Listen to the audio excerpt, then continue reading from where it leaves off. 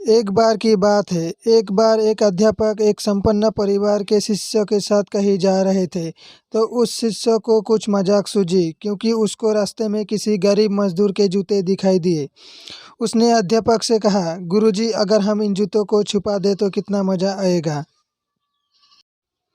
देखते हैं कि मजदूर पर इसका क्या असर पड़ता है। अब सबको तो मजाक सूझ रहा था, लेकिन गुरुजी ने कहा कि नहीं, गरीब इंसान के साथ इस तरह का भद्दा मजाक करना ठीक नहीं है। उसने कहा, क्यों ना हम इन जूतों में कुछ सिक्के डाल दें और देखें कि इसका इस गरीब मजदूर पर क्या प्रभाव पड़ता है। उन्होंने ऐसा ही किया। जैसे ही मजदूर अपना काम करके लौटा और उसने एक पाँव अपने जूते में डाला तो उसको कुछ कठोर सा महसूस हुआ।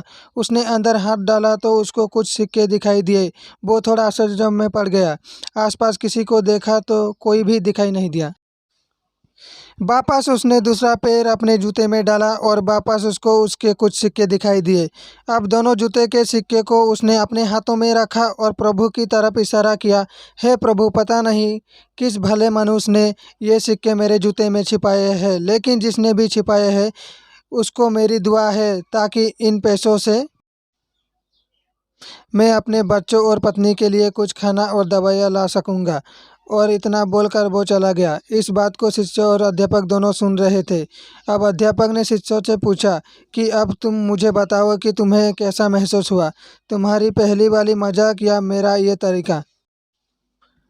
तो उसने कहा कि गुरुजी, मैं आपसे क्षमा चाहता हूँ। अब मुझे समझ आ गया है कि सच्ची खुशी किस चीज़ में है। जब हम किसी के मजाक उड़ाते हैं तो हमें कुछ पल का आनंद मिलता है, लेकिन इससे हमें बद्दुआ मिलती है। लेकिन